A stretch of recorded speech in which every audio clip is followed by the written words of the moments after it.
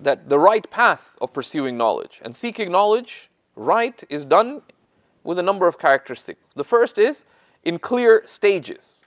In clear stages. But with the ultimate purpose and one's defined goals in mind. One's ultimate purpose and one's defined goals in mind. So that one knows, okay, this is what I'm studying right now, but what's coming after? Right? How am I building up through this? And the benefit is not just something that one day I might be able to do something with it, but you're very clear of what needs to be done. So you're readying yourself to be able to benefit. You're readying yourself to be able to benefit. So there's clear stages. Right? And that's part of our being the servants of the nurturing Lord, like Ar-Rabb. Right? And Allah subhanahu wa ta'ala says, Kunu Rabbaniyin, be lordly teachers. Right? Be lordly scholars. And Ibn Abbas explained, Al-Alim al-Rabbani man allama an-nasa sighara al-ilmi qabla kibarihi. The lordly scholar is which is a scholar who themselves are attached to Allah subhanahu wa ta'ala and who are striving to embody that quality of tarbiyah, of nurturing. Right?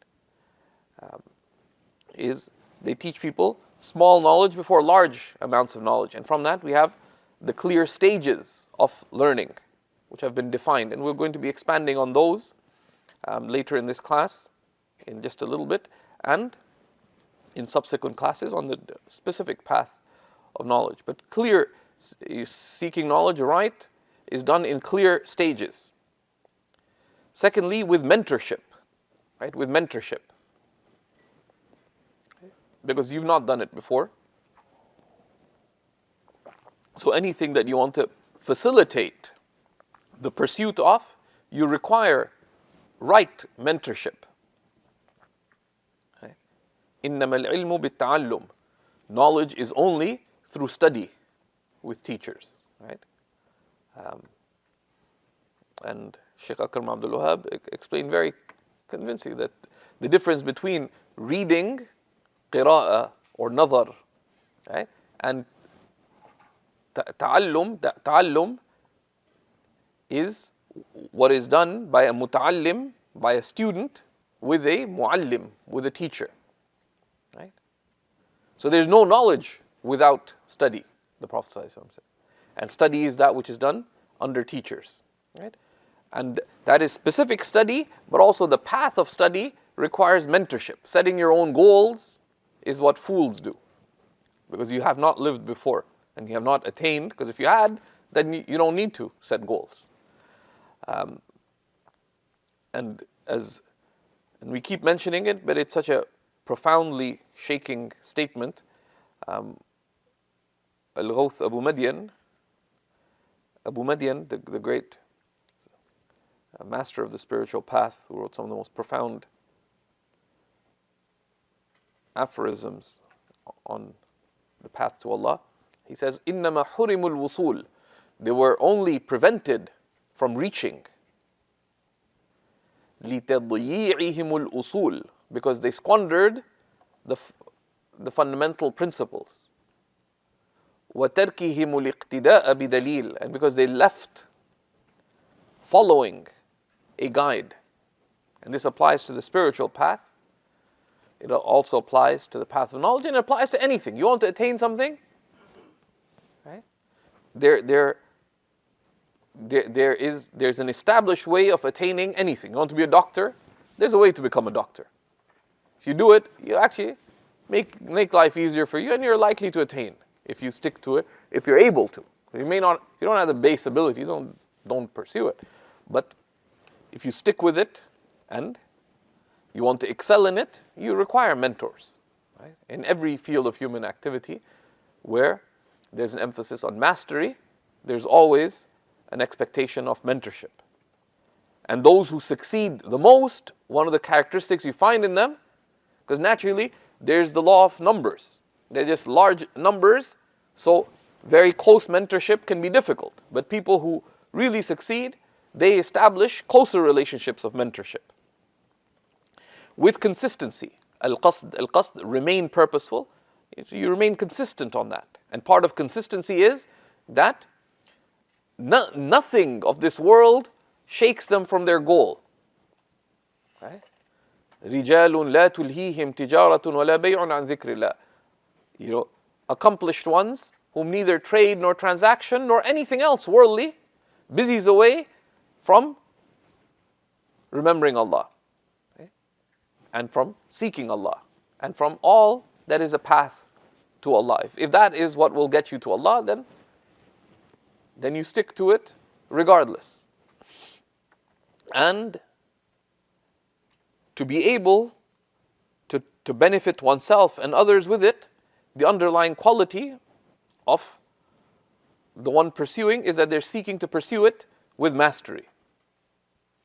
إِنَّ اللَّهَ يُحِبُّ إِذَا عَمَلَ أَحَدُكُمْ عَمَلًا أَن يُحْسِنَهُ. Allah loves that if any of you does anything, they do it with excellence. أَن يُتْقِنَهُ, to perfect it. And that's mastery. That's mastery.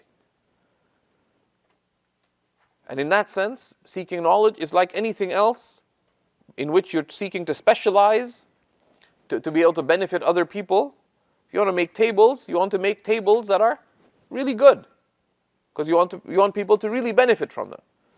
Right? So knowledge is like that. It's like a craft, and you want to be a craftsman of knowledge. Right? So you're always striving to benefit others, to beautify others. Right? The Prophet ﷺ, in a different context, talked about worldly pursuit, but applies to everything. He said, فَأَجْمِلُوا فِي الطَّلَبِ. فَأَجْمِلُوا فِي الطَّلَبِ. And ijmal has many, many aspects. So pursue beautifully. Has a sense of with restraint, with balance, but also with beauty. Pursue in the most beautiful of ways. Right? Which is why, you know, anyone with true values would be incapable of ugliness. Right?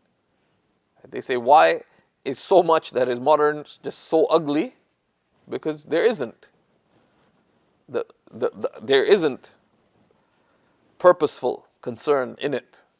There's no meaning left. So there will be no beauty left. Right? So this applies not just to spiritual, but in everything. Whereas you go to little villages that are impoverished and you see the mosque made of mud and so on, if it's untouched by the shiny fleetingness of modernity, because they put up a neon sign and shock everyone in its wits, because human beings have been created hasty. But without that, it's stunningly beautiful, although they spend nothing on it. And we have masajid built for millions. That, how could you make something so ugly? And it goes back to these same principles, right?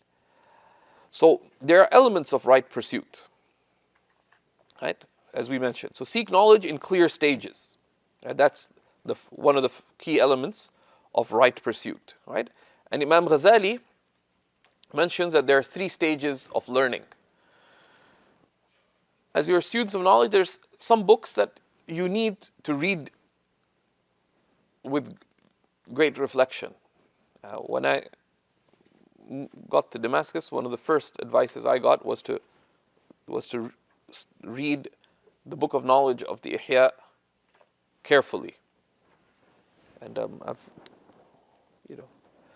and that's something that, and now it's available in a very good English translation as well. For those of you who know Arabic, or are learning Arabic, Imam al-Ghazali is startlingly clear in his Arabic.